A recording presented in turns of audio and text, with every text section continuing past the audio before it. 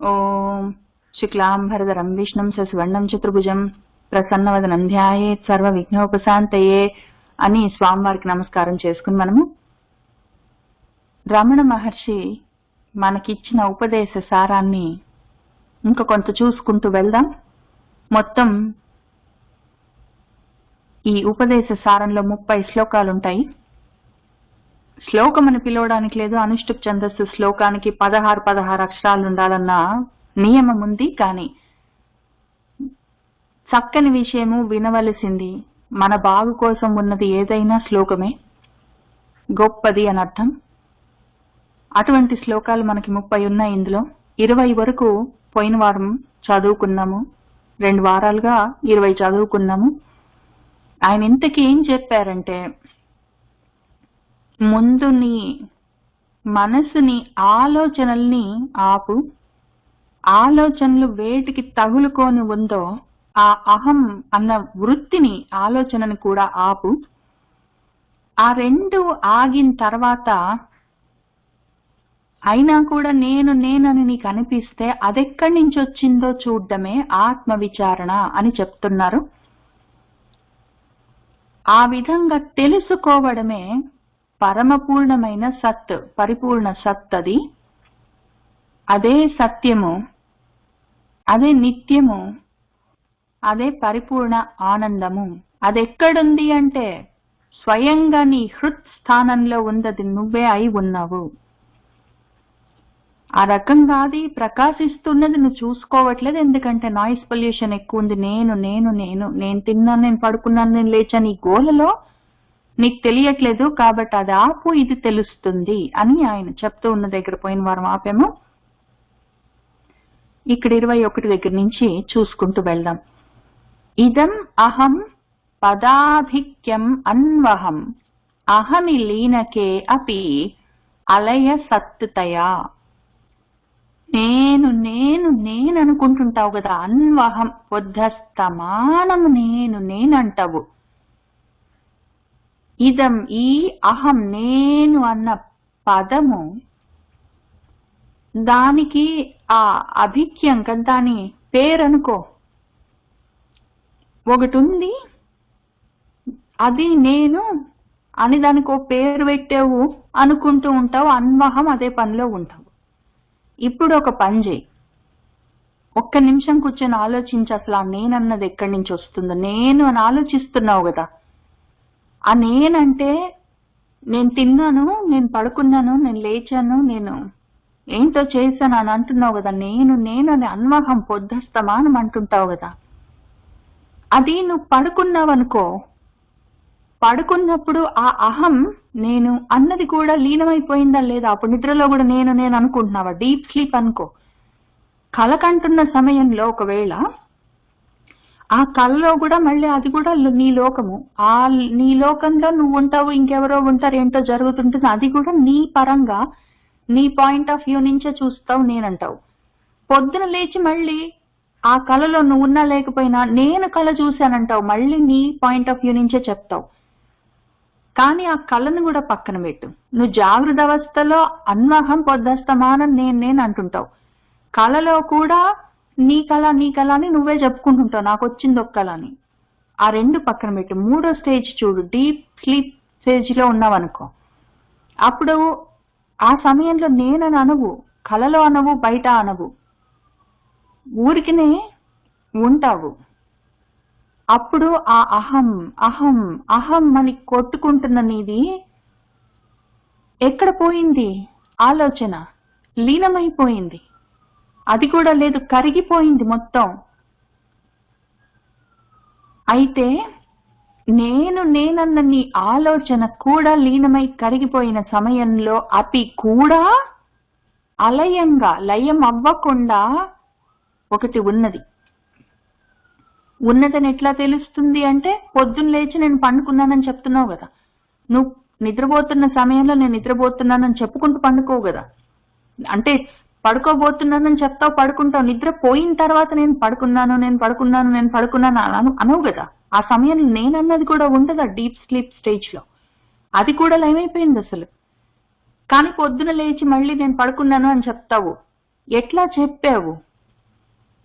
ఎట్లా చెప్పావు అంటే నేనన్న నీ ఆలోచన, నేనని ఆ కొట్టకలాడేది ఏంటుందో అది కూడా లయమైపోయినా కూడా అలయమై లయం కాకుండా ఉన్నది ఏదుందో అది సత్. అదే సత్, అది సత్ పదార్థం. అన్ని లయమైపోయినా కూడా లయం కాకుండా, అన్ని కరిగిపోయినా కూడా మార్పు లేకుండా ఎప్పుడూ ఉండేది ఏదుందో అది చూసుకో, అది సత్ పదార్థం. అది ఇదం అహం పదాభిక్యం అన్వహం అహమి లీనకే అపి అలయ సత్తయా. అయితే ఈ సత్తుని ఎట్లా గుర్తించడము? ఈ సత్తుని కూడా గుర్తించాలి కదా, ఎట్లా? విగ్రహ ఇంద్రియ ప్రాణధీ తమః నా అహం ఏక సత్ తత్ జడం హి అసత్. ఇంకా చూడు, ఇప్పుడు అసలు యాక్చువల్గా చూద్దాం, కూర్చొని మన ఇద్దరం పట్టు. నువ్వు ఆలోచించుకుంటున్నవన్నీ నేనంటావు, నువ్వు నీ ఆలోచనలన్నీ నువ్వు కాదు. నేను ఎప్పుడో చదివాను ఇంగ్లీష్లో ఒక quote, you are a sum total of the thoughts అని ఒకటి కాక, నీ గురించి నువ్వేమనుకుంటున్నావో, నీ గురించి అందరు ఏమనుకుంటున్నారో ఆ కలెక్షన్ అంతా నువ్వు అయి ఉన్నది అని ఏంటో చూశాను నేను. ఆ రెండు కాదు, నా గురించి నేను అనుకోవడం, నా గురించి పక్కోడు అనుకోవడంలో ఉన్న ఈ ఆలోచనలన్నీ నేను కాదు. అయితే ఈ ఆలోచనలన్నీ దేన్ని ఆధారం చేసుకొని ఉన్నాయి? నా మనసు అనుకోండి, నా మనస్సు అన్న ఆలోచనని ఆధారం చేసుకొని ఉన్నాయి అంటే, పోనీ ఆ మనసుని చూద్దాం, ఈ ఆలోచనల్ని పక్కన పెడదాం, ఇవి దేన్ని ఆధారం చేసుకొని ఉన్నాయి అంటే ఆ మనసు అంట, మన మనసు కూడా లేదు. మనసేది అని చూస్తే అది కనిపించదు. మరేంటి ఈ ఆలోచనలన్నీ ఎక్కడి నుంచి వస్తున్నాయని మళ్ళీ ఇంకా లోపలికి వెళ్ళి చూస్తే నేను అన్నది ఒకటి ఉంటుంది. నేను తిన్నాను, నేను పడుకున్నాను, నేను ఆలోచించాను, నేనేంటో చేశాను, నేను అన్న ఒక స్తంభాన్ని ఆధారం చేసుకొని చేసేవన్నీ, ఆలోచించేవన్నీ ఉంటాయి. ఆ నేను అన్న ఆలోచనని అహం అంటాం కదా సంస్కృతంలో. నేనంటే అహం. ఆ అహం అన్న కారం, ఆ మాట, అది కూడా నిద్రలో కలిసిపోతుంది, అది కూడా నిద్రలో కరిగిపోతుంది, లీనమైపోతుంది. అయినా కూడా నేనన్నది ఇంకోటి. అయితే ఈ నేను అంటున్న నేను కాదు, నేను అంటున్న నేను కాదు, నేను అని వింటున్న నేను కాదు, అంటున్నది, వింటున్నది, ఆలోచిస్తున్నది మూడింటిని పక్కకి తోసేసి అంటాను నేను అంటాను అంటే అన్నాను, వాటితో సంబంధం లేదు, అవన్నీ కాదని పక్కకు తోసి ఇంకా లోపలికి వెళ్ళి చూడాలి. అది ఎట్లా చూడాలంటే చూద్దాం, పట్టుమని ఇద్దరం కలిసి కూర్చొని ఆ సత్ పదార్థం ఏంటో, ఇవన్నీ కాదంటే మరి అయిందేంటో తెలియాలి కదా. ముందు కాదేంటో చూద్దాం, కానివేంటో చూద్దాం. కాదని లోపలికి వెళ్ళిపోదాం. నీ లోపలికి నువ్వు వెళ్ళాలి. నీ లోపలికి వెళ్ళి నువ్వు నీలో నిన్ను, నీ వల్ల నువ్వే తెలుసుకోవాలి అని చెప్తారు కదా. నాలో నన్ను నేనే తెలుసుకుంటాను, సరే చూద్దాం అని కూర్చున్నప్పుడు బయట నుంచి లోపలికి వెళ్దాం. ముందు విగ్రహం అంటే నా శరీరం. ముందు బాడీ చూసుకున్నాను, ఈ బాడీ నేనా? ఆ బాడీలో ఇంద్రియాలు ఉన్నాయి, 5 జ్ఞానేంద్రియాలు, 5 కర్మేంద్రియాలు ఉన్నాయి, మొత్తం 10. అది నేనా? ఆ వెనకాల ప్రాణం ఉంది, ఇంద్రియాల్ని, నా శరీరాన్ని నడిపిస్తున్న ప్రాణం ఉంది, అది నేనా? ఆ ప్రాణం వెనకాల ఈ బుద్ధి ఉంది, అది నేనా? దాని వెనకాల ఈ తమస్సు, చీకట్లన్నీ ఉన్నాయి, అజ్ఞానం అంతా, అంధకారం, అది నేనా అని చూసుకుందాం. ముందు విగ్రహం ఉంది, శరీరం. ఇది దానంతట అది పని చెయ్యలేదు. శరీరం ఊరికే పడి ఉంటుంది. ఎందుకంటే ఒకవేళ నేను చచ్చిపోయాను అనుకోండి, శరీరం పడిపోయితే జనరల్ గా మామూలుగా లోక వ్యవహారంలో నేను చచ్చిపోయానంటారు. నేను చచ్చిపోయినప్పుడు నా శరీరం ఉంది కదా, మరి అయినా కూడా అది చచ్చిపోయిందని ఎందుకంటారు? దాన్ని కాల్ చేస్తారు కూడా, పైగా ఉండనీయరు. అది సొంతంగా దానంతట అది పనులు చేయలేదు కాబట్టి, అది దానంతట అది సొంతంగా పనులు చేయలేదు కాబట్టి అది జడ పదార్థము అని ఒకటి ఐడెంటిఫై చేద్దాం. దానికి జడ పదార్థం అని ట్యాగ్ పెట్టి ఆ ఫోల్డర్ లో పెడదాం. తర్వాత ఇంద్రియాలు ఉన్నాయి. ఇంద్రియాలు కూడా వాటంతట అవి కళ్ళు తెరుచుకోవడం, చేతులు కదిలించడం అన్ని సొంతంగా చేయలేవు. దానికి మనసు చెప్పాలి కదులు అని. ఆకలేస్తుంది శరీరానికి, అన్నం తక్కువైంది లోపల కొంచెం పడేయి, లేకపోతే నీళ్లు తక్కువైనాయి లోపల వేయి, లేకపోతే లోపల నీళ్లు ఎక్కువైనాయి బయటపడేయి, లేకపోతే మాట్లాడు, నోరు మాట్లాడని, లేదా నోట్లో ఏమైనా ఉంది నవ్వులు అని దానికి చెప్పాలి. ఈ ఇంద్రియాలకి ఏదో నోరు మాట్లాడడానికి వాటికి వాడితే అప్పుడు అది వాక్కుగా ఉన్నప్పుడు అది కర్మేంద్రియం అవుతుంది. తినడానికి వాడేటప్పుడు అదే నోరు జ్ఞానేంద్రియం అవుతుంది. ఒక్కటే నోరు ఒకసారి జ్ఞానేంద్రియం అవుతుంది, ఒకసారి కర్మేంద్రియం అవుతుంది. అందుకే మాట్లాడేటప్పుడు తినలేము, తినేటప్పుడు మాట్లాడలేము. ఒకటే ఇంద్రియము, దాన్ని రెండు రకాలుగా మనం కర్మేంద్రియం జ్ఞానేంద్రియంగా వాడుతుంటాము. సరే ఏదో ఒకటి, కానీ అది సొంతంగా అయితే నోరైనా, కన్నైనా, చెయ్యి అయినా, కాలైనా, ఇంకే బాడీ పార్ట్ అయినా, ఏ ఇంద్రియమైనా సొంతంగా పనిచేయలేదు. పైగా ఈ ఇంద్రియాల్లోనే మనసుని కూడా పెట్టేద్దాం, ఎందుకంటే ఈ ఇంద్రియాలతో పాటు కలిసి పనిచేసేది మనసు కాబట్టి దాన్ని కూడా అందులో పెడదాం. ఇవన్నీ జడ పదార్థాలు, అవి సొంతంగా పనిచేయలేవు. వాటి వెనకాల ఇవి పనిచేయాలంటే ప్రాణం కావాలి, ఊపిరి ఉండాలి. ఊపిరి లేకపోతే విగ్రహం ఉన్నా ఊరికినే ఉంటుంది అట్లా. దాన్ని నా విగ్రహాన్ని అయితే ఊపిరి లేకపోతే, ప్రాణం లేకపోతే ఆ విగ్రహాన్ని తీసుకెళ్లి కాల్చేస్తారు. కాబట్టి ఈ విగ్రహం ఊరికి జడ పదార్థం, ప్రాణం కావాలి, ఉంటేనే అది పనిచేస్తుంది. కానీ ఈ ప్రాణం ఉండొచ్చు, పోవచ్చు, మార్పులతో ఉంటుంది, కదులుతుంటుంది. కాబట్టి ఇప్పుడు ఏమైంది, ఈ ఇంద్రియాలకి ఈ ప్రాణానికి మధ్యలో మనసు ఉంది. వీట్లలో ఈ నాలుగిట్లలో అస్సలే కదలని వస్తువు ఈ విగ్రహం, నా శరీరము, ఈ ఇంద్రియాలు. ఇవి జడ పదార్థాలను ఐడెంటిఫై చేశాం కాబట్టి వాటిని తమో గుణం అని పెట్టుకుందాం. తమో గుణము దానంతట అది పని చెయ్యదు, అది జడ పదార్థం అట్లా పడి ఉంటుంది. కాబట్టి అది తమో గుణంతో నిండిన వస్తువులు, అవి తమో గుణం. ఆ తర్వాత ఈ మనసు, ఈ ప్రాణం ఉంది. మనసు కదులుతుంటుంది, ప్రాణం కదులుతుంటుంది. కదులుతున్నవి రజోగుణంతో ఉంటాయి. రజోగుణానికి కదలడము లక్షణం. కాబట్టి ప్రాణాన్ని, మనస్సుని ఇటువైపు రజోగుణం వైపు వేసేసుకుందాం. ఆ తర్వాత బుద్ధి ఉంది. బుద్ధితో పాటు నేను అన్న అహంకారం ఒకటి ఉంటుంది. నేను అని అంటుంటాను కదా, అది వెలుగుతుంటుంది. నేను అన్నది వెలుగుతున్నంత వరకే నా శరీరం నా శరీరం పనిచేసినంత వరకు నేను అంటుంటాను. శరీరం ఎట్లా పనిచేస్తుందంటే ప్రాణం ఉన్నంత వరకు. ప్రాణము ఉండాలి, నా మనసు పనిచేస్తుండాలి, అప్పుడు నేను అంటుంటాను. దానికి బుద్ధి కూడా కావాలి. కాబట్టి బుద్ధిని దాంతో పాటు నేను అనడానికి పనికొచ్చే అదేంటో ఒక ఆలోచనని కలిపి మనము వెలుగుతుంటాయి అవి. కాబట్టి జ్ఞాన సమానంగా ఉన్నాయి కాబట్టి తెలుసుకోవడం, జ్ఞానం అంటే తెలివితేటలు కాదు, తెలుసుకోవడం తోటి సంబంధం ఉన్న బుద్ధి, తెలుసుకునే నేను నేను నేను అనుకుంటున్న నేను అన్న అహంకారము, ఈ రెండింటిని మనము సత్వగుణంలో పెడతాం. అప్పుడేమైంది, మనకి ఈ విగ్రహాలు, ఇంద్రియాలు, రూపాలు, వాటిలో పనిచేస్తున్న అవయవాలు అవి తమో గుణము. మనస్సు, ప్రాణం కదులుతుంటాయి, అవి రజోగుణము. అహం అహం అని కొట్టుకుంటూ ఉన్నది జ్ఞానంతో ఈ ఇంద్రియాలు చేస్తున్న పనులని తెలుసుకుంటూ ఉన్నది సత్వగుణం అనుకుందాం. ఇవన్నీ నేను తెలుసుకుంటున్నాను అంటాను.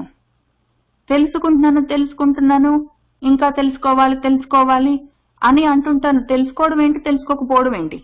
ఒకసారి తెలుసుకున్నాను, ఒకసారి తెలుసుకోవాలి, తెలుసుకున్నది మర్చిపోయాను, అది జారిపోయింది, ఇంకొకసారి చూసుకోవాలి. ఇట్లాంటివన్నీ జ్ఞానాలు కావాలి. జ్ఞానం అంటే ఒక జ్ఞానం ఉన్నదంటే, జ్ఞానం మళ్ళీ మార్పులతోటి ఉన్నది అంటే అదంతా మళ్ళీ ప్రకృతిలో ఉన్న అజ్ఞానంతో సంబంధమైన తమో గుణ లక్షణమైన జ్ఞానం. కాబట్టే కదా దీని ఇందులో పెట్టుకున్నాం మనం తమస్సులో. కాబట్టి మనం జడ పదార్థంలో త్రిగుణాల్లో పెట్టాం. ఇంకిక్కడ చెప్తున్నది మనం ఆల్రెడీ తమో గుణం, రజోగుణం, సత్వగుణం అని చెప్పుకుంటూ ఇవన్నీ ఉన్న ఈ తమస్సు, ఈ అజ్ఞానంతో పాటు కలుపుకొని, అవిద్యతో పాటు కలుపుకొని, ఇవన్నీ త్రిగుణాత్మకమైన వస్తువులు. ఈ త్రిగుణాత్మకమైన వస్తువులు త్రిగుణాతీతమైన నేను ఎట్లా అవుతాను? నా మనసు, నా బుద్ధి, నా ఆలోచనలు, బాడీ పార్ట్స్, నా శరీరము, ఏవో ఇవన్నీ నాకున్నవి, నేనై ఉన్నవి అనుకుంటున్నవి, అవన్నీ త్రిగుణాత్మకమైన విషయాలు. అవన్నీ నేనెట్లా అవుతాను త్రిగుణాతీతమైన విషయాన్ని నేను? కాబట్టి ఇవన్నీ ఇంద్రియ విగ్రహ ప్రాణధి తమస్సులన్నీ నా అహం, నేను కాదు. నేనెవరు? అహం ఏక సత్, కేవల సత్ నేను, కేవల సత్ నేను. సత్ అంటే సత్యము, మార్పు లేనిది. ఇక్కడ పైన చెప్పుకున్నవన్నీ మార్పులతోటి ఉన్నవి. విగ్రహం, నా శరీరం మారుతూ ఉంటుంది. చిన్నగున్నాను, పెద్దగయ్యాను, ముసలిదాన్ని అయ్యాను, ఏంటో జ్వరం వచ్చింది, ఏంటో బాగా బలంగా ఉన్నాను, ఏదో నీరసం వచ్చింది, మార్పులు. ఇంద్రియాలు, కళ్ళు ఒకసారి పనిచేసాయి, కళ్ళు ఒకసారి పనిచేయలేదు, ఇంకేంటో జరుగుతుంది. ప్రాణం ఉన్నది పోయింది. బుద్ధి, జ్ఞానం ఉంది వచ్చింది పోయింది జారిపోయింది, మర్చిపోయాను, ఇట్లాంటివన్నీ. మనసులో ఆలోచనలన్నీ ఇంకా తప్పనిసరిగా మారుతుంటాయి. ఈ తమో గుణం కూడా చీకటైంది, ఇవాళ నా మనసు బాగుంది, ఇవాళ మనసు బాగాలేదు, ఇవన్నీ మార్పులతోటి ఉండేది ఏదైనా సత్యం కాదు, అది అసత్ పదార్థం. మార్పులు లేకుండా నిద్రపోయి నేనన్న నా భావన కూడా లయమైపోయినా కూడా నేను మారకుండా సత్ పదార్థంగా ఉన్నది కదా నేను. మారుతూ ఉన్న సామాన్లన్నీ నేను ఎట్లా అయ్యాను? కాబట్టి అహం ఏక సత్, మార్పు లేని సత్ నేను, అసత్యం నేను. మిగిలినవన్నీ అసత్ పదార్థాలు, మార్పులతో ఉన్న పదార్థాలని అర్థం. కాబట్టి ఈ విగ్రహ, ఇంద్రియ, ప్రాణధి, తమహ అన్ని నా అహం, నేను కాదు. అహం ఏక సత్. మరివన్నీ ఏంటి అంటే తత్ పదార్థాలన్నీ జడ పదార్థాలు, మార్పులతో ఉన్న పదార్థాలు. అవన్నీ అసత్ హి, అవన్నీ అసత్ పదార్థాలే. అసత్ అంటే సత్యం కానివి, మార్పులతో ఉన్నవి అని అర్థం. సత్యం కానిది అసత్యం అన్నప్పుడు దాన్ని మనం మామూలు పరిభాషలో కూడా అబద్ధం అంటాము. అబద్ధం అంటే బద్ధం కానిది, దేనికి ఒక్క వస్తువుకి ఒక్క దాని మీద ఉన్నది అంటే బద్ధమై ఉండాలి, అది ఫోకస్డ్ గా. అది దేనికైనా రకరకాల మార్పులతో ఉన్నది అంటే అబద్ధమై ఉన్నది. ఒక్క విషయానికి, ఒక వస్తువుతోటి కనెక్షన్ లేదు, 36 విషయాలతోటి రకరకాలుగా కనెక్షన్స్ ఉండి రకరకాలుగా మార్పులు చెందుతున్నది. అసత్ పదార్థం, అసత్యం, అబద్ధం, అనిత్యం. నేనవన్నీ కాదు. నేను నిత్యమైన, సత్యమైన సత్ పదార్థాన్ని. ఆ విషయం ముందు తెలుసుకోవాలి. ఈ దాన్ని పోయే సామానంతా నేను కాదు. విగ్రహ, ఇంద్రియ, ప్రాణధీ తమః నా అహం ఏక సత్, తత్ జడం హి అసత్. విగ్రహ, ఇంద్రియ, ప్రాణధీ తమః నా అహం, అహం ఏక సత్. ఈ పైవన్నీ జడం కాబట్టి అసత్. ఇప్పుడు సత్వభాసిక చిత్ క్వా వా ఇతర సత్ తయా హి చిత్, చిత్ తయా హి అహం. అయితే ఎట్లానండి నువ్వు చెప్పేది? ఇవన్నీ నేను కాదు, ఇది నేను అని చెప్తావు. ఇవైతే తెలుస్తున్నాయండి. విగ్రహము, నా రూపము, నా ఇంద్రియాలు, ప్రాణము, నా బుద్ధి, నా మనసు, అవన్నీ నాకు తెలుస్తున్నాయి. కావాలంటే నా లోపల, నా బయట ఉన్న చీకట్లు కూడా తెలుస్తున్నాయి. చెప్పగలనావేంటో? ఈ సత్పదార్థం నేనంటావు, అదేంటో తెలియట్లేదు, తను ఎట్లానండి పట్టుకోవడం అని అడిగితే చూద్దాం పట్టు, అది కూడా అంటున్నారు ఆయన. సత్ విషయాన్ని భాసిక, భాసింప చేయడానికి, నీకు అర్థం కావడానికి, ఇదే సత్ అని నీకు అర్థం కావడానికి, ఇతర వేరేగా చిత్వం అన్నది ఎక్కువ ఉన్నదా? చిత్ చైతన్యం అండి, దీనివల్ల నేను తెలుసుకుంటానండి అని నువ్వు అనడానికి నువ్వు కాక వేరేది ఇంకొక పదార్థం ఉందా? అంతా నువ్వే అయి ఉన్నావు కదా, అంతా నువ్వే అయి ఉన్నావు. నువ్వే ఇన్ని విషయాలుగా వ్యాప్తించావు. ఇన్ని విధాలుగా, ఇన్ని రూపాలుగా, ఇన్ని ఆలోచనలుగా, ఇన్ని రకరకాలుగా నువ్వు వ్యాపించి ఉన్న నువ్వు, నిన్ను నువ్వు తెలుసుకోవడానికి నువ్వు కాక వేరేది ఇంకేదైనా ఒకటి ఉందే? ఎట్లా తెలుసుకోవాలి అంటే ఇంకొకటి ఉంటే నిన్ను నువ్వు తెలుసుకోవచ్చు, దానివల్ల నిన్ను నువ్వు తెలుసుకోవచ్చు. ఇంక వేరేది దానివల్ల అని చెప్పడానికి వేరేది లేదు. దేనివల్ల నిన్ను నువ్వు తెలుసుకుంటావు నువ్వే అయి ఉన్నాక. ఆ విషయం ముందు అర్థం చేసుకో. ఇక్కడ నత్తనుంది, అక్కడ నకారం కాదు, అది సకారము. సత్తే చిత్, సత్ అయి ఉన్నది, సత్ నా స్థితి, చిత్ నా స్వరూపం అని చెప్పుకోవచ్చు. కానీ నా సత్ అన్న నా స్థితిని తెలుసుకోవడానికి చిత్ అన్న నా చైతన్యం కావాలి అని అర్థం చేసుకోవడం కోసం దాన్ని విభాగం చేసి చూసుకోవచ్చు. కానీ సత్ ఒకటి ఉంది, చిత్ ఒకటి ఉందని విభాగం చేసి చూసుకున్నా కూడా మళ్ళీ ఆ రెండు కలిసే ఉన్నాయి. అది యోగము, కలిసి ఉన్న విషయము అని తెలుసుకోవడమే యోగం. ఏదో అర్థం చేసుకోవడం కోసం ముందు విడదీసి చూసుకోమంటే, సత్ అంటే నా స్థితి, చిత్ అంటే నా స్వరూపం, కాబట్టి రెండున్నాయి. ఇప్పుడు చిత్తుతోటి నేను సత్తును తెలుసుకుంటా అంటే కుదిరే పని కాదు. ఉన్నదంతా ఒకటే పదార్థం. అర్థం చేసుకోవడం కోసం ఇనీషియల్ గా నీకు కొంచెం ట్రైనింగ్ వీల్స్ లాగా, సపోర్ట్ సిస్టమ్ లాగా ఉంటుంది అంతవరకే. కానీ ఉన్నది మాత్రం వేరేగా తెలుసుకోవడానికి, లేదా నిన్ను తెలుసుకోవడానికి వేరేగా ఒక వస్తువు లేవు. ఉన్నదంతా ఒకటే, ఉన్నదంతా నువ్వే. కాబట్టి సత్ తయా హి చిత్. ఇంతకీ చిత్ ఏంటి, ఆ స్వరూపం ఏంటి, నీ స్వరూపం ఏంటి అంటే అదే అహం అని అనుకుంటున్నావు కదా, నేను అని. నువ్వు నిద్రపోయినాక కూడా ఉంటుంది, నీ ఆలోచనలన్నీ లయమైనా ఉంటుంది, నీ ఇల్లు వాకిలి ఏదున్నా పోయినా అసలు ఎప్పటికీ ఉంటుంది, మార్పు లేకుండా ఉంటుంది, సత్యంగా ఉంటుంది. అటువంటిది ఏదుందో అది నువ్వే అయి ఉన్నది. అదే నీ స్వరూపం చిత్, అదే నీ స్థానం సత్. ఇవన్నీ వేరువేరుగా లేవు. నువ్వు దాన్ని అహం నేను అంటావు, చిత్ అండి ఇది నా చైతన్యం అండి, నేను చైతన్య స్వరూపం అండి అంటావు. ఇదిగో నాది సత్ స్థితి, ఇది పరమపదం, దానికి వెళ్ళాలి, అక్కడికి వెళ్ళాలి, అక్కడ దాన్ని తెలుసుకోవాలి అంటావు. ఇన్ని లేవు అక్కడ. సత్ అన్నా చిత్ అన్నా అహం అన్నా ఉన్నదంతా ఒక్కటే. ఆ విషయం ముందు తెలుసుకో. సత్వభాసిక చిత్ క్వా వా ఇతర, సత్ తయా హి చిత్, చిత్ తయా హి అహం అని చెప్పి ఆయన 24లో ఏమంటున్నారంటే, ఈశ జీవయోహో వేషధీభిదా సత్వభావతః వస్తు కేవలం. ఇంతకీ ఇంకొక విషయం కూడా చూద్దాం. ఆ టాపిక్ మీద ఉన్నప్పుడు దాన్ని మొత్తం చివరంట పారం ముట్టగా తెలుసుకుందాం కదా అని ఆయన ఇంకొక విషయం కూడా చెప్తున్నారు. ఆ సత్తే చిత్, చిత్తే నువ్వు అని చెప్పాను కదా. అట్లా అంటే ఇప్పుడు చైతన్యవంతమై ఉన్నది జీవుడండి, చైతన్యం లేకుండా అవ్యక్తంగా ఉన్నది ఆ సత్ అయి ఉన్నది పరమాత్మ అండి. అంటే నేనండి అని 3 ఉన్నాయి అనుకుంటున్నావేమో, 3 లేవు.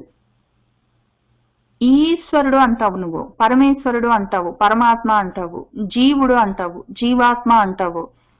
ఈ రకంగా నీ ఇష్టం వచ్చినట్టు వేషాలు అంటే రూపాలు నామాలు, అభిధానాలంటే నామాలు. వేషాలు అభిధానాలు, రూపాలు నామాలు పెట్టుకుంటావు. వాటిని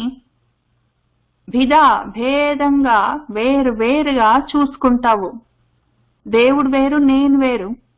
నేను వేరు, నా కూతురు, నా కారు, నా ఇల్లు, నా ఫ్రెండ్స్, నా వాళ్ళు, నా బంధువులు. దేవుళ్ళల్లో విష్ణువు, లక్ష్మీదేవి, అమ్మవారు, వినాయకుడు, పరమేశ్వరుడు అని, మళ్ళీ విష్ణువులో మళ్ళీ ఎంతకైనా మంచిదని రాముడు, కృష్ణుడు అని. ఈ రకంగా నీ ఇష్టం వచ్చినన్ని వేషాలు, ఇష్టం వచ్చినన్ని అభిధానాలతో నువ్వు భేదాలతో చూస్తూ ఉన్నావు. కానీ సత్ స్వభావతః, దాని స్వభావమేమి సత్. ఉన్నదంతా సత్, మార్పు లేకుండా ఉన్నది. నువ్వు జీవుణ్ణి నేను అన్నావు, జీవుణ్ణి నువ్వు అయిండొచ్చు, కానీ ఆ ఉన్నది మాత్రం సత్తే కదా. ఇంతవరకైతే వచ్చాం కదా మనము. ఈ శరీరాలు, ఆ శరీరాల్లో ఉన్న ప్రాణాలు, ప్రాణాలతో నడుస్తున్న ఇంద్రియాలు, వీటి వెనకాల ఉన్న ఆలోచనలు, ఇవన్నీ పట్టుకొని దేని చుట్టూ తిరుగుతున్నాయో ఆ గుంజ, నేను అన్న నా అహంకారము, ఇవన్నీ నేను కాదు అని ఇంతవరకు వచ్చాం కదా. అంతవరకు వచ్చిన తర్వాత మళ్ళీ అక్కడ జారిపోయి, అవునండి నిజమేనండి, ఇప్పుడు నా శరీరము, నా ఇంద్రియాలు, నా మనస్సు, నా బుద్ధి, నా ఆలోచనలు, నా అహంకారం ఇవన్నీ నేను కాదు, నేనున్నాను. కానీ దేవుడు కూడా ఉన్నాడండి. ఆయన మరి పరమేశ్వరుడు, ఈశ్వరుడు కదండి, ఆయన నాకన్నా చాలా గొప్పవాడండి అంటే మళ్ళీ కష్టమైతుంది. సత్ అన్న స్వభావం చేత ఉన్నదంతా ఒక్కటే కాబట్టే కేవల వస్తువు, అది ఒకటే వస్తువు. నీలో ఉన్న ఇంద్రియాలు, మనసు, బుద్ధి, అహంకారము, శరీరము, అవి ఇవి ఆలోచనలు అవన్నీ కలిపి ఒక్కటే అని చెప్పుకుంటున్నాం కదా. అట్లానే నువ్వు నీ చుట్టుపక్కల ఉన్న వాళ్ళు అని చెప్పి ఇన్ని లేవు, అంతా కలిపి ఒకటే. చుట్టుపక్కల ఉన్న వాళ్ళు ఆ వస్తువులు కాదు, మళ్ళీ అవన్నీ కలిపి ఒకటే. ఇవన్నీ ఉన్నాయి కానీ దేవుడు అని మళ్ళీ చూడక, అది కూడా ఒకటే. సత్ అన్న స్వభావం చేత అది కామన్ ఫ్యాక్టర్, అది అన్నిట్లలో సామాన్యంగా ఉన్న వస్తువు అయి ఉండడం వల్ల అది కేవల వస్తువు. అది ఇన్ని రకాలుగా, ఇన్ని రూపాలుగా, ఇన్ని నామాలుగా నువ్వు చూస్తున్నావు, అది లేదు. నువ్వు నీ ఇష్టం వచ్చినట్టు నువ్వు చూసుకోవచ్చు, అది లేదు. అది మాత్రం కేవల వస్తువు, అది ఒక్కటే, అద్వైతమైన, అద్వితీయమైన, అఖండమైన ఒక్కటే వస్తువు అయి ఉన్నది. అది ఈస జీవయోహో వేషధీభిదా సత్ స్వభావతః వస్తు కేవలం.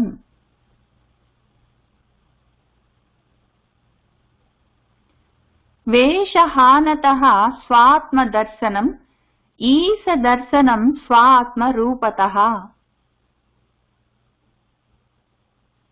ఇప్పుడు నువ్వు చెయ్యవలసింది ఏంటి? ఆ పైన ఉన్న తొడుగు, ఆ ముసుగు తీసేయి. ముసుగు తీసేయి అంటే ఆవరణ విచ్ఛేదము. ఈ మాయ అన్న పొర ఒకటి ఉంది, దాన్ని తొలగించడము. ఏదో మాయ మొత్తం మనసు తెరలాగా ఉంది, ఆ మనసును కరిగించడము అని ఏమైనా చెప్పుకుంటావు, అవన్నీ పక్కన పెట్టు. ఆ మాయ ఏంటది? నువ్వు చూసావా ఎప్పుడైనా? మాయ అంటే ఎట్లా ఉంటుంది? మాయ అన్న తెరని ఎట్లా తొలగిస్తావు ఆలోచించావా? మాయ అన్నది వేరే తెర కాదు, మాయ అన్నది వేషాలే. ఈ వేషాలు, ఇన్ని వేషాల్లో, ఇన్ని రూపాలతోటి, ఇన్ని రంగులతోటి, ఇన్ని సైజులలో, ఇన్ని రకాలుగా ఉంది కదా. ఆ వేషాలన్నిటినీ హానం చేయి, తీసేయి. వేషాలన్నీ పోతే ఆ వేషహానత, అది ఫస్ట్ స్టెప్. అట్లా చేస్తే స్వ ఆత్మ దర్శనం అవుతుంది. ఆ ఆత్మ అన్నిట్లలో ఒక్కటే ఉంది, కేవల వస్తువు అని చెప్పాను కదా.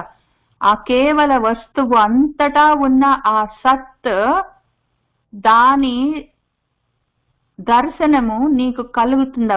పైన ఉన్న వేషాలన్నీ తీసేయి. నువ్వు అంటే ఈ మాయ తొలగాలండి, ఈ ముసుగు తొలగాలండి, ఈ తెరలన్నీ ఉన్నాయండి, అడ్డము ఆవరణలన్నీ ఉన్నాయి అని చెప్పడం కాదు. అవన్నీ ఎక్కడున్నాయి? నువ్వు చూసే చూపులో ఉన్నాయి. నిన్ను, నీ శరీరాన్ని చూస్తావు, నీ కూతుర్ని చూస్తావు, నీ ఇల్లు చూస్తావు, నీ స్నేహితుల్ని చూస్తావు, అందరిని చూస్తావు, ఇన్ని రూపాల్లో ఉన్నాయి అంటావు. నువ్వు ఇన్ని రూపాలన్నీ తీసి పక్కన పెట్టు, నీ మనసులో ఆ రూపాలన్నీ తీసి పక్కన పెట్టు. లోపల మిగిలిందేమి? అంతటా ఉన్న, సామాన్యంగా ఉన్న కేవలమైన సత్ పదార్థమే ఉంది. అంతటా అదే ఉంది, అంతటా అదే ఉంది, అది నీలోనే ఉంది. ఆ దర్శనం నీకు అవుతుంది. అదే ఆత్మ దర్శనం, ఆత్మ సాక్షాత్కారం. అదే ఆత్మ సాక్షాత్కారం అంటే నీలో నువ్వు చూసుకో అంటే ఎట్లా చూసుకుంటావు? నీలో నువ్వు చూసుకోవడం, నీలో నువ్వు చూసుకో అంటే నీలో ఉన్న ఆ జ్ఞాన దృష్టిని తెరిచి, నువ్వు కంటితోటి ఏది చూసినా, బయట నీ చర్మచక్షువులతోటి చూసినా, మనసులో నీ మనోనేత్రంతో చూసినా, ఆ చూడ్డంలో నువ్వు చేయవలసిన సాధన, నువ్వు చేయాల్సిన ప్రాక్టీస్ ఏంటంటే వేషాలు తీసేసి చూడు. నా కూతురు అన్న వేషం తీసేయి. అప్పుడు నీకు కనిపిస్తుంది ఏంటి? అంతటా ఉన్న పరబ్రహ్మ చైతన్య పదార్థమే కనిపిస్తుంది. అప్పుడు దానికి రూపం నామం లేదు. అది అప్పుడు నీ కూతురులాగా కనిపించదు. రూపం నామం లేకుండా ఉన్న అనంతమైన అఖండమైన చైతన్య పదార్థం అంతటా ఉంది, అది తెలుస్తుంది. దాని పేరు ఆత్మ దర్శనం. అంటే మరి నా కూతురులాగా చూడకపోతే ఎట్లా అంటే, సాంఘికంగా సొసైటీలో ఉన్నందుకు, అది నీ ఇంట్లో ఉన్నందుకు, కుటుంబంలో నువ్వు దానికి చేయవలసిన పనులున్నాయి, అది నీకు చేయవలసిన పనులున్నాయి. కొన్ని శరీరాలతో ఉన్నందుకు చేయవలసిన కర్మలుంటాయి. వాటికి ఎంతెంత అవసరమో అంతవరకే. ఎంతవరకు అవసరమో అంతవరకే. నీ కూతురికి అన్నం వండి నువ్వు తినిపించడం వరకు అది నీ కూతురు. ఆ పెడుతూ కూడా నువ్వు ఆ వేషాన్ని తీసి పక్కన పెట్టలేవా? అట్లా చూస్తే అంతటా ఉన్నది అదే అని తెలుస్తుంది. అప్పుడు నీకు నువ్వు అన్నం తింటున్నావా, దానికి అన్నం పెడుతున్నావా ఉండదు. నీ అన్నం వండుకొని నువ్వు తింటున్నావా, నీ ఫ్రెండ్కి పెడుతున్నావా అని ఉండదు. అంతా ఒకటే ఉంటుంది. అది తెలుస్తుంది. అది తెలియాలంటే, ఈ ఆత్మదర్శనం కావాలంటే ఫస్ట్ నువ్వు చేయాల్సింది, తప్పనిసరిగా చేయవలసింది వేషాలు వదిలిపెట్టాలి. ఆ వేషాలని తీసి పక్కన పెట్టాలి. ఆ వేషాలన్న ముసుగులో కనిపిస్తారు అందరూ. ఆ ముసుగులు తీసి నువ్వు పక్కన పెట్టుకోకపోతే మానసికంగా అంతటా ఉన్న ఆత్మ నీకు దర్శనం కాదు. నీకు ఓన్లీ వేషాలే కనిపిస్తాయి. ఈశ దర్శనం అంటే ఏమనుకుంటున్నావు? భగవద్ దర్శనం, భగవత్ సాక్షాత్కారం, పరమేశ్వర సాక్షాత్కారం, బ్రహ్మ సాక్షాత్కారం అని రకరకాల పేర్లతో పిలుస్తావు. అదేంటనుకున్నావు? ఆ ఈశ్వర దర్శనం అంటే నీ ఆత్మ రూపంలోనే తెలుస్తుంది. నీ ఆత్మ రూపంలో నువ్వు దాన్ని ఎట్లా చూస్తావంటే, ఈ రకరకాల వేషాలుగా ఉన్నవి, రూపాలుగా నామాలుగా తిరుగుతున్నవి నీ చుట్టూ, వాటన్నిటి వేషాలు మనసులో తీసి పక్కన పెట్టి నువ్వు వాటిని లింగాలు, రూపాలు, నామాలు, ఆడవాళ్ళ మగవాళ్ళ, వస్తువుల, లేకపోతే ఈ రూపమా ఆ రూపమా, ఈ పేరా ఆ పేరా అని మొత్తం అన్ని తీసి పక్కన పెట్టావంటే, వేషాలు తీసి పక్కన పెట్టావంటే నీకు ఆత్మ తెలుస్తుంది. అంతటా వ్యాపించిన సర్వవ్యాపకమైన అఖండ పదార్థం తెలుస్తుంది. అదే కదా ఈశ్వర దర్శనము. అది చేయడానికి ప్రయత్నం చేయి. ఈ స్టెప్స్ చేయకపోతే నిజంగా భగవంతుడు ఒక రూపంలో వచ్చి నీకు కనపడాలంటే ఇంక నీ ఇష్టం వచ్చిన ప్రయత్నం నువ్వు చేసుకో. కానీ అది ఆత్మ దర్శనం కాదు, అది ఈశ్వర దర్శనం కాదు. నువ్వు అనుకున్న రూపంలో చూస్తున్న ఒక దర్శనం. అంతటా అఖండంగా నిర్వికారంగా పరుచుకొని ఉన్న ఒకానొక అద్వితీయమైన వస్తువుని చూడడం కాదు దాని పేరు. ఒక రూపంలో ఉన్న ఒక లిమిటెడ్ ఎంటిటీని చూస్తున్నట్టు తెలుసుకో. వేషహానత స్వాత్మ దర్శనం ఈశ దర్శనం స్వాత్మ రూపత.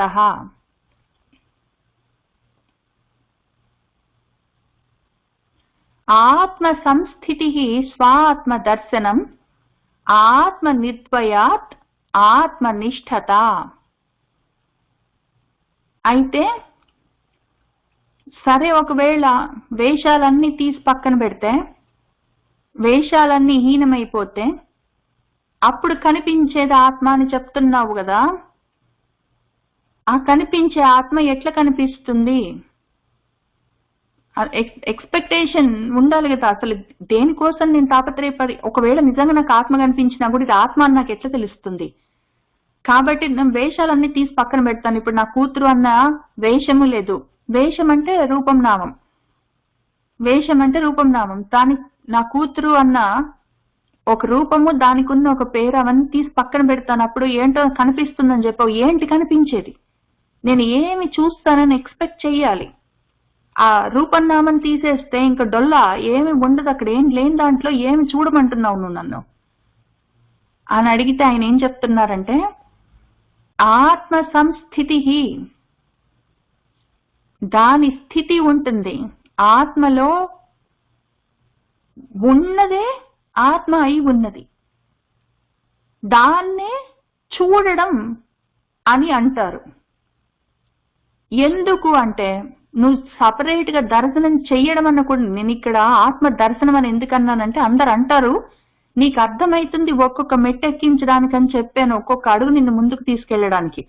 దర్శనం చేయాలంటే నిజంగా శరీరానికి ఉన్న కళ్ళతోటో, మనసుకున్న ఇదో మనోనేత్రంతోటో, మనోచక్షువుతోటో, లేదా జ్ఞాన చక్షువుతోటో, ఇంకా దేనితోటో ఒక దానితోటి, ఒక ఉపకరణంతో, ఒక టూల్, ఒక పనిముట్టుతోటి దాన్ని చూద్దాం అనుకుంటున్నావేమో. దర్శనం అనగానే యాక్చువల్ గా కంటితోటి చూద్దామని, మనసుతోటి చూద్దామని, బుద్ధితోటి చూద్దాం, జ్ఞానంతో చూద్దాం అనుకుంటున్నావేమో. కాదు, అందులోనే ఉన్నావు. అదే చూడ్డం. అందులోనే ఉన్నావు అంతే. ఇంకదే అందులోనే ఉన్నావు. ఇంక చూడ్డం ఏంటి? నువ్వు ఆ వేషాలు తీసేస్తే అక్కడే ఉన్నావు. ఇంకా స్పెషల్ గా చూసేదేం లేదు.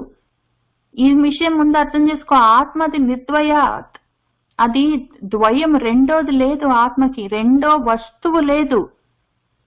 నువ్వు చూడాలి అంటే, నిన్ను నువ్వు చూడాలి అంటే నువ్వు ఒకటి ఉండాలి, నిన్ను చూడ్డానికి ఒకటి ఉండాలి. లేదా నువ్వు చూడాలి అంటే నువ్వు ఒకటి ఉండాలి, నువ్వు చూడ్డానికి ఒకటి ఉండాలి. రెండెక్కడ ఉన్నాయి? ఉన్నదంతా ఒక్కటే, నిర్ద్వయం, అది అద్వయం, అది రెండోది లేని విషయము. కాబట్టి చూడటం అన్నది ఉండదు అక్కడ, ఊరికే ఉండడమే ఉంటుంది. ఆత్మనిష్టత అక్కడ నిష్ఠ, అందులో దాని స్థితి అది అంతే. అందులో ఉండడం అని కూడా ఉండదు. అది నేను అందులో ఉన్నాను అంటే నేను ఒకటి ఉన్నది, ఉండడానికి ఒకటి ఉన్నది అని మళ్ళీ రెండు ఉండాల్సి వస్తుంది. నేను అందులో ఉన్నానని చెప్పడానికి కూడా లేదు. అదే అయి ఉన్నాను, అయిపోయింది అక్కడికి. దాన్ని చూడడం అనేది ఉండదు, అందులో ఉండడం అనేది ఉండదు. దాన్ని చూడాలంటే ఇంకొక వస్తువు కాదు, అందులో ఉండాలంటే ఇంకో వస్తువు కాదు. ఉండేది చూసేది కూడా ఏమీ లేదు, ఉంది, అంతే, అయిపోయింది. ఆత్మ సంస్థితి స్వ ఆత్మ దర్శనం ఆత్మ నిర్ద్వయాత్ ఆత్మనిష్టత.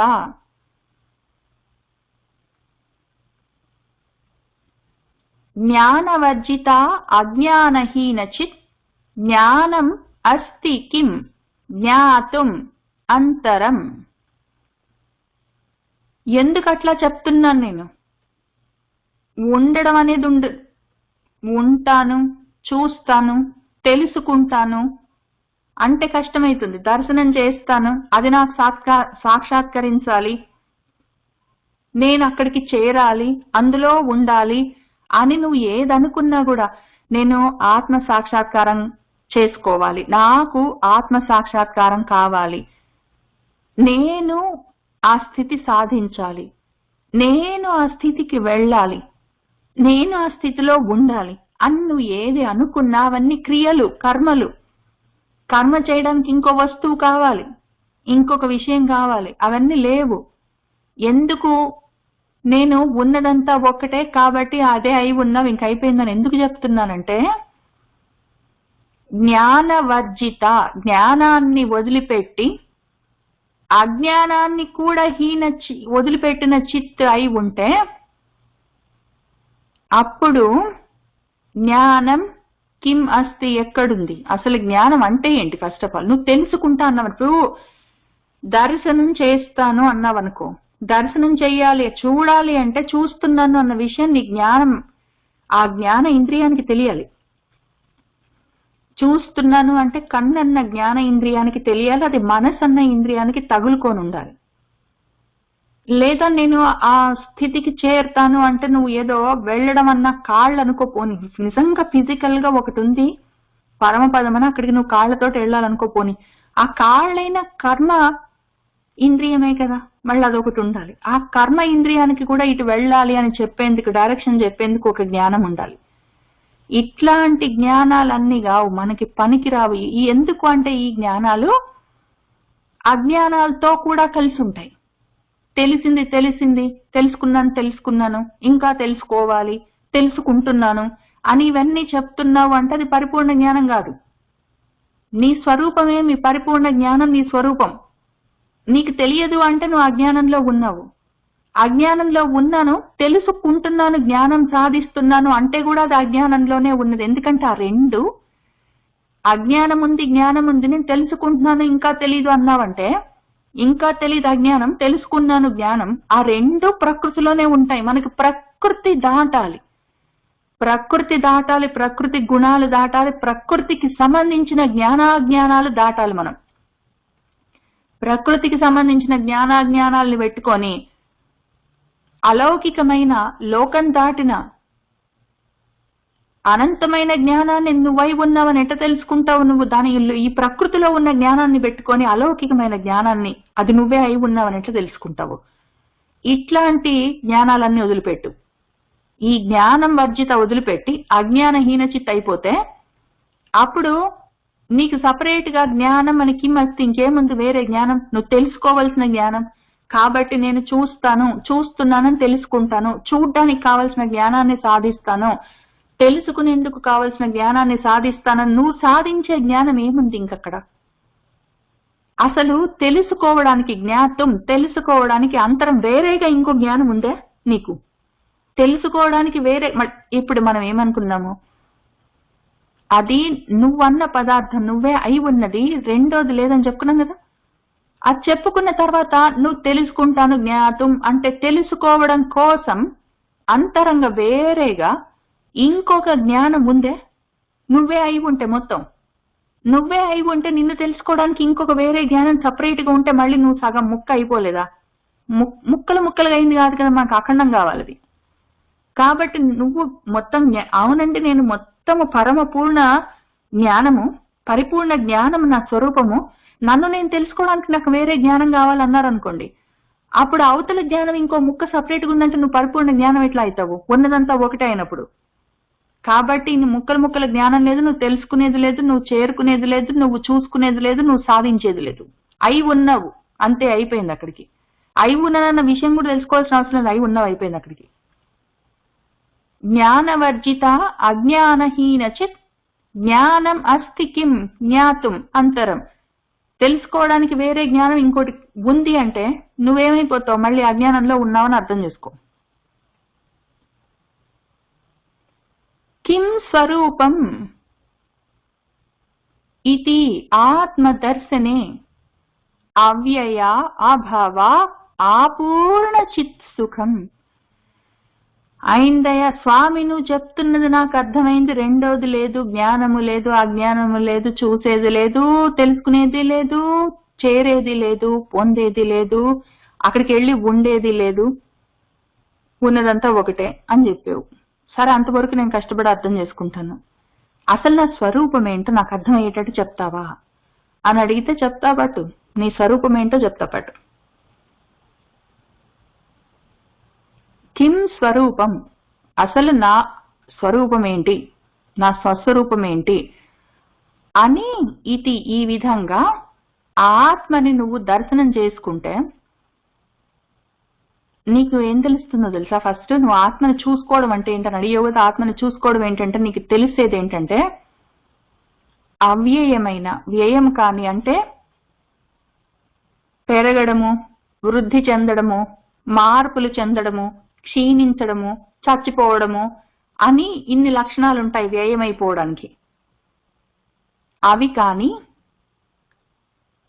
భవములు అంటే పుట్టడాలు, అవి కాని లేని పదార్థం నువ్వని తెలుస్తుంది. నువ్వు అభవము, నీకు పుట్టుక లేదు. నువ్వు అవ్యయము, పుట్టిన తర్వాత పెరగడము, వృద్ధి చెందడము, మార్పు చెందుతూ ఉండడము, క్షీణించిపోవడము, నశించిపోవడము అన్నవన్నీ వ్యయమైపోయే విషయాలు. అవన్నీ లేకపోవడం అవ్యయం. అసలు పుట్టికే లేకపోవడం అభవం. కాబట్టి పుట్టడం, పెరగడం, మార్పు చెందడం, క్షీణించడం, చచ్చిపోవడం లాంటి ఈ మొత్తం షడ్వికారాలు ఒకటి ఉన్నాయి మనకి, 6 వికారాలు. ఆ 6 వికారాలు లేని ఆపూర్ణమైన, పరిపూర్ణమైన చిత్ నువ్వే. ఆ ఆపూర్ణమైన, పరిపూర్ణమైన సుఖం నువ్వే. మార్పులేని సుఖము, మార్పులేని చైతన్యము పరిపూర్ణంగా నీ మనసులో నీకు ఉందని తెలుస్తుంటే ఆ తెలుస్తున్న విషయం నువ్వు. అన్నం తిన్నాను, చాలా సంతోషంగా ఉంది, తృప్తిగా ఉంది. ఎవరో 4 రోజుల నుంచి నాతో మాట్లాడలేదు, వాళ్ళు ఫోన్ చేసి పలకరించారు, నాకు తృప్తిగా ఉంది. అట్లాంటివన్నీ నీకు మార్పులతో కూడిన సుఖాలు అనుకుంటున్నవన్నీ ఉంటే అది కాదు. ఒకళ్ళతోటి, ఒకళ్ళ వల్ల, ఒకళ్ళ గురించి, ఒక వస్తువు వల్ల నీకు వచ్చే సుఖాలు కాదు. ఎవరైనా నీతోటి పలకరించినా పలకరించకపోయినా, నీ దగ్గర ఉన్నా లేకపోయినా, బయట వస్తువులున్నా లేకపోయినా, నీకున్నా లేకపోయినా, శరీరానికి, సంఘంలో, కుటుంబంలో దాంతో బయట విషయాలతో సంబంధం లేదు, నీ శరీరంతో కూడా నీకు సంబంధం లేదు. సుఖంగా ఉన్నానన్నది మార్పు లేకుండా నీలో అనుభవంలోకి వస్తూ ఉంటే కంటిన్యూస్ గా, దీర్ఘకాలికంగా, నైరంతర్యంగా కంటిన్యూస్ గా నేను సుఖంగా ఉన్నాను అన్న విషయం నీకు అనుభవంలోకి వస్తుంటే అది నువ్వు. అట్లానే చైతన్యం అంటే ఇవాళ కొంచెం నీరసంగా ఉందండి, పొద్దున్న లేచేసరికి కొంచెం ఏంటోనండి ఎట్లానో ఉంది, మళ్ళీ సాయంత్రానికి బాగానే ఉందండి అంటే అవన్నీ కాదు. నీ చైతన్యము ఆపూర్ణమై ఉండాలి, ఎప్పుడూ ఒకటే రకంగా ఉత్సాహంగానే ఉండాలి. శరీరానికి వస్తాయి నీరసాలు గీరసాలు. మనసు ఒకవేళ ఎవరో పలకరించలేదని చెప్పి నీరసంగా డల్గా అనిపిస్తే దాని కర్మ. అవన్నీ నువ్వు కాదు. నీ మనసు నీకు ఎప్పుడు ఫ్రెష్గా ఉన్నాను, చైతన్యవంతంగా ఉన్నాను అన్నది నీకు కంటిన్యూస్ గా అనుభవంలోకి వస్తూ ఉంటే అది నువ్వు. మార్పులతోటి ఉన్న ఏదో అప్పటికప్పుడు శరీరం ఎనర్జెటిక్ గా ఉంది, నేను పని చేశాను, తర్వాత నీరసం వచ్చింది కూర్చున్నా అంటే అది నువ్వు కాదు. మార్పు లేకుండా ఎప్పుడు ఆ ఎనర్జీ ఒకసారి ఎక్కువైంది ఒకసారి తక్కువైంది కాదు, అది ఎప్పుడు మార్పు లేకుండా కంటిన్యూస్ గా ఒకటే లెవెల్లో స్టేబుల్ గా స్టడీగా ఉంటే అదొకవేళ నీకు అనుభవంలోకి వస్తూ ఉంటే ఎప్పుడు ఒకేలాంటి ఎనర్జీ తోటి నువ్వు ఉంటే అది నువ్వు అనుకో. ఇప్పటికి అనుకో అర్థం చేసుకోవడం కోసం. ఎందుకంటే కొంచెమైనా నీకు అనుభవంలోకి వస్తూ ఉండాలి. అసలు నువ్వేంటో నీకు మారుతూ ఉన్నదంటే అది నువ్వు కాదని అర్థం చేసుకో. చాలా సింపుల్. కొండ గుర్తు ఏంటంటే మారుతూ ఉన్నది. నీ ఆనందం మారుతున్నది, సుఖం అనుకుంటున్నది మారుతున్నది, నీ మనసు మారుతున్నది, నీలో ఎనర్జీ మారుతున్నది, మనసు ఒక్కోసారి డల్గా ఉంది, ఒక్కోసారి ఎక్కువ యాక్టివ్గా ఉంది, ఇట్లాంటి మారుతున్నది అంటే అది నువ్వు కాదు. మారకుండా ఎప్పుడు ఏదుందో చూసుకో, అది నువ్వు అని చెప్తున్నారు. అది నీ స్వరూపం. కిం స్వరూపం అని నిన్ను నువ్వు ఆత్మదర్శనం చేసుకుందామంటే అది నీ స్వరూపం. అర్థమవుతుందా? మార్పు లేకుండా ఉన్నది నీ స్వరూపం. పైగా ఇక్కడ ఇంకా ఈ అవ్యయ అభవ అపూర్ణ చిత్ సుఖం ఎంత అందమైందంటే ఆ వాక్యము, ఆ పాదము, అవ్యయము అభవము, పుట్టుకలు, మార్పులు, క్షయాలు, వృద్ధులు, నశించడాలు ఇట్లాంటివన్నీ లేవు. మార్పు లేకుండా ఉన్నది సత్ అని మనం చెప్పుకున్నాం కదా. సత్యమై ఉండేది మార్పు లేకుండా ఉంటుంది కదా, సత్. అసత్యం మార్పులతో ఉంటుంది, అసత్ వస్తువులు. ఇప్పుడు మార్పు లేకుండా ఉన్న సత్ ఇది, అవ్యయము అభవము. ఇది ఆపూర్ణ చిత్ కాబట్టి చిత్. ఇది సత్, ఇది చిత్. ఇది ఆపూర్ణ సుఖం, ఆనందం కాబట్టి సత్, చిత్, ఆనందం, సచ్చిదానందమే నీ స్వరూపము. కిమ్ నా స్వరూపం కిమ్ అని నువ్వు వెతుక్కోక్కర్లేదు. నీ స్వరూపం సచ్చిదానందం. ఆ విషయం నువ్వు తెలుసుకో, అంతే, అయిపోయింది. ఈ జడ పదార్థాలు అన్నీ ఉన్నాయి ఎందుకు? నీ శరీరము, నీ ఇంద్రియాలు, మనసు, బుద్ధి, ఏదో నీ ఆలోచనలు, అంతఃకరణాలు, నీ అహంకారాలు, ఇవన్నీ ఏవో ఉన్నాయనుకుంటున్నావు కదా. ఈ మొత్తం జడ పదార్థాలను పెట్టుకొని నువ్వు కనిపెట్టేది ఏంటంటే సచ్చిదానందం నీ స్వరూపం అని తెలుసుకున్నావు అంటే అయిపోయింది. ఇంక మళ్ళీ తర్వాత తెలుసుకోవాల్సింది ఏమీ లేదు. ఇంకా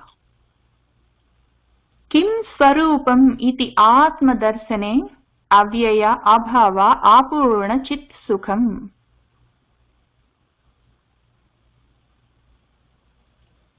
బంధముక్తి అతీతం పరం సుఖం విందతి ఇహ జీవహతు దైవికః. అది నువ్వే, నీ స్వరూపము సచ్చిదానందము అని నీకు తెలవడమే నీ ఆత్మ దర్శనం చేసుకోవడం. ఇంకేం లేదు అక్కడ. అది చేస్తే వచ్చే లాభం ఏంటి అంటే బంధము లేదు, ముక్తి లేదు, దానికి నేను అతీతము అని తెలుస్తుంది. అంటే నాకు ఇప్పుడు చాలా బంధాలు ఉన్నాయండి, చాలా అటాచ్మెంట్స్ ఉన్నాయి, నేను సాధన చేసి అటాచ్మెంట్స్ లో నుంచి నేను బయటపడాలండి, ముక్తి సాధించాలి, నాకు మోక్షం కావాలి. మోక్షం వద్దని ఎవరంటారండి? అందరికి మోక్షం కావాలండి అని అనుకోవచ్చు. కానీ నువ్వు బంధాల్లో ఉన్నానని అనుకోవడము, ముక్తి సాధించాలని తాపత్రయపడ్డము రెండు అసత్ వస్తువులు, మార్పులతో ఉన్నవి. బంధాలు ఉన్నాయి, అవి ఊడాయి అంటే, మారాయి అంటే, మార్పులతో ఉన్నది ఏదైనా అసత్. నువ్వు అసత్ కాదు, నువ్వు సత్. అది ఆల్రెడీ పైన ఎస్టాబ్లిష్ చేసాము. కాబట్టి నువ్వు సత్, నీకు మార్పులు లేవు. కాబట్టి బంధాలు ఉన్నాయి, ఊడాయి, ముక్తి వచ్చింది, ఇట్లాంటివన్నీ మార్పులన్నీ నువ్వు కాదు, వీటికి నువ్వు అతీతం. ఈ మరి ఉన్నాయి అనిపిస్తుంది కదండి, బంధాలు, ముక్తి అంతా ఉన్నాయి అనిపిస్తుంది, మోక్షం సాధించాలని అంటారు. అంటే అవన్నీ మనసుకు సంబంధించిన విషయాలు. భగవద్గీతలో ఆయన చెప్పలేదు చాలా క్లియర్ గా. ఆయన ఎంత చాలా సింపుల్ గా మన ఏవ మనుష్యాణం కారణం బంధ మోక్షయోహో అన్నారు. మన ఏవ మనసే బంధమోక్షయోహో బంధాలకు ముక్తికి కారణం అన్నారు. ఎందుకు అంటే మనసే బంధాలు ఉన్నాయి అంటుంది, ఊడే అంటుంది, ముక్తి అంటుంది, సాధించాలంటుంది. అదే అంటుంది ఇవన్నీ. ఎందుకంటే అదొక జడ పదార్థం, అదొక మార్పులతో ఉన్న అసత్ పదార్థం, అది ప్రకృతికి లోబడి పనిచేసే పదార్థం. ఆ పదార్థం నువ్వు కాదని మనం పైన రుజువు చేసుకున్నాం కదా. ఆ పదార్థం నువ్వు కాదు, అది ఆ మనసు నువ్వు కాదు. మనసు చెప్తుంది అది బంధాల్లో ఉన్నాను, ముక్తిలో వైపుకు వెళ్తున్నాను, అది ఏంటో చెప్తుంది. అది మన ఏవ మనుష్యానం, మనుషులకు మనసే బంధాలకి ముక్తికి కారణం. అంటే అదే బంధింపబడుతుంటుంది, విడిపోతుంటుంది, అదేదో చేస్తుంటుంది. నువ్వు కాదు, నువ్వు వాటికి అతీతం. అసలు మనసు నేను కాదని నువ్వు దాటిపోయావంటే బంధానికి ముక్తికి అతీతం అయిపోయావు. ఆల్రెడీ అయిపోయావు కాదు, అయి ఉన్నావు. ఆ విషయం తెలుసుకుంటావు అంతవరకే. ఆ విషయం తెలుసుకోవడం కూడా పాపం ఆ మనసుతోటే. మన ఏవ మనుష్యానం కారణం బంధమోక్షయోహో అన్నది ఆ వస్తువు, ఆ ఉపకరణంతో ఆ విషయం తెలుసుకో, ఇంక దాన్ని దాటిపో, అంతే కదా. కానీ ఈ బంధాలు ముక్తి అంతా మొత్తం ఆ జడ పదార్థం ప్రకృతికి లోబడి పనిచేస్తున్న మనసుకు సంబంధించిన విషయం. నువ్వు కాదు, నువ్వు ఈ మార్పులకి అతీతమైన పరమపూర్ణమైన సత్ పదార్థానివి, మార్పులు లేని పదార్థానివి. తర్వాత చూసుకో, పరం సుఖం, ఆ పరమమైన అన్నిటికీ పరంగా ఉన్న వస్తువు నువ్వు, ఆ మార్పు లేని సుఖం నువ్వు. ఆ విషయము ఇక్కడే ఈ లోకంలోనే జీవహతు, జీవిస్తూ ఉండగానే, బతికి ఉండగానే, ఇదే భూమి మీద ఇదే జీవితంలో ఉండే నువ్వు ఈ విషయాన్ని విందతి తెలుసుకుంటావు. నీ స్వరూపం సచ్చిదానందమని నువ్వు ఎప్పుడో తెలుసుకోవడం కాదు, ఈ శరీరంలో ఉండగానే, జీవిస్తూ ఉండగానే ఇక్కడే తెలుసుకోవచ్చు. పెద్ద విషయం కాదు అది. ఈ దైవికమైన, ఆ దివ్యమైన పర వస్తువు, ఆ అఖండ ఆనంద స్వరూపము బంధానికి, ముక్తికి, అన్నిటికీ అవతల ఉన్నది, దాటిపోయి ఉన్నది నువ్వే అన్న విషయము నీకు ఈ జన్మలోనే ఇక్కడే తెలుసుకునే అవకాశం ఉంది. తెలుసుకోవచ్చు, ప్రయత్నం నీది. బంధముక్తి అతీతం పరం సుఖం విందతి ఇహ జీవహతు దైవికః. అహం అపేతకం నిజ విభానకం మహత్ ఇదం తపః రమణ వాక్ ఇయం.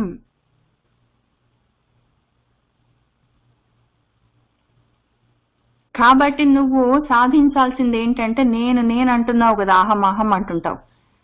ఆ అహాన్ని వదిలిపెట్టు. అది ఎట్లా అంటే, ఇదిగో పట్టు. ఇయం వాక్, ఈ మాట రమణుల వారు నీకు చెప్తున్నారు విను అని ఆయన స్వానుభవంతో సాధించిన విషయాన్ని మనకు చెప్తున్నారు. ఈ అహాన్ని ఎట్లా వదిలిపెట్టుకోవాలి, ఆ నిజాన్ని, నేనన్న నా స్వరూపాన్ని, సత్ అన్న విషయాన్ని ఎట్లా తెలుసుకోవాలి, గ్రహించాలి, విభానకం అది ప్రకాశించాలి నాలో. ఆ సత్పదార్థం నేనై ఉన్నది, కప్పబడి ఉన్నది నా నాయిస్ పొల్యూషన్ లో. నేనంటని నేను అన్న అహం అంటున్నది అపేతకం లేకుండా జారిపోవాలి. నేనై ఉన్న నిజం పైకి రావాలది. ఎట్లా జరుగుతుంది అంటే, రమణుల వారు మనకు చెప్పిన ఈ వాక్, ఈ మాట, ఈ ఉపదేశం, ఆయన ఏం చెప్పారు అంటే, ఇదిగో పైన 29 శ్లోకాల్లో నేను చెప్పింది మహత్ తపః, అది తపస్సులాగా ఆచరించు, తపస్సు చేసినట్టు చెయ్యి నువ్వు దాన్ని. ఇదే గొప్ప తపస్సు, దీన్ని మించిన తపస్సు ఉందే? నేను చావకుండా ఉండాలి, ఎప్పటికీ ఇదే శరీరంతో ఉండాలి, ఎప్పటికీ అదే శరీరం. అసలు ఫస్ట్ ఆఫ్ ఆల్ ఆ శరీరమే జడ పదార్థం అని చెప్తుంటే అదెప్పటికి ఉండాలని అడుగుతున్నావు? ఇంకెంత జడ పదార్థం నువ్వు నీ శరీరాన్ని మించి జడంగా తయారయ్యావు. ఆ శరీరం ఎప్పుడూ ఉండాలి, నేనెప్పుడు కలకాలం ఉండాలి, దీర్ఘాయుషతోటి ఉండాలి, ఎప్పుడు ఇట్లానే ఉండాలి, ఇంకివన్నీ కాదు. అసలున్నది నువ్వు తెలుసుకో. అది కదా తపస్సు. ఏదో నాకు పిల్లలు పుట్టాలి, వాళ్ళు బాగుండాలి, ఉద్యోగం రావాలి, డబ్బులు రావాలి, ఇవే తపస్సులు. ఎప్పుడు చచ్చిపోకుండా బతికుండాలన్నది తపస్సు. ఎప్పుడు సావకుండా బతికుండాలన్నది రాక్షసులు చేసే తపస్సు. ఉద్యోగం రావాలి, సద్యోగం రావాలి, పిల్లలు బాగుండాలని మనుషులు చేసే తపస్సు. ఇవి కావు మనం చేసే తపస్సులు. మనం చేసే తపస్సులో ఆ నిజం తెలియాలి మనకి, అది ప్రకాశించాలి. అది మహత్ తపం. అది గొప్ప. అసలు తపం అంటే అది, తపస్సు అంటే అది. చేయదలుచుకుంటే ఆ తపస్సు చేయాలి అన్న విషయము రమణుల వారు మనకి ఇచ్చిన వాక్. ఈ తపస్సు ఏం చేస్తుంది? ఆయన మనకు చెప్పిన తపస్సు, ఈ తపస్సు చేయండి అని చెప్తున్నారు. ఈ తపస్సు ఏం చేస్తుంది మనకంటే 2 లాభాలు. ఒకటి, అహం అన్నది జారిపోతుంది. అహం అన్నది జారితే నిజం అన్నది తెలుస్తుంది. అహం అన్నది జారితే నిజం అన్నది ప్రకాశిస్తుంది. ఇంతే విషయం. 2 వేరు విషయాలు కాదు. ఒకటి పోతే ఒకటి వస్తుంది, ఇది వస్తుంది ఇది పోతుంది, ఇది పోతే ఇది వస్తుంది, అంతే. ఒకటే విషయం, ఒక నాణానికి అటు ఇటు ఉన్నట్టు. అది ఎట్లా చెయ్యాలన్నదే గొప్ప తపస్సు. అది రమణుల వారు మనకి ఇచ్చిన ఈ ఉపదేశం, ఈ గొప్ప వాక్.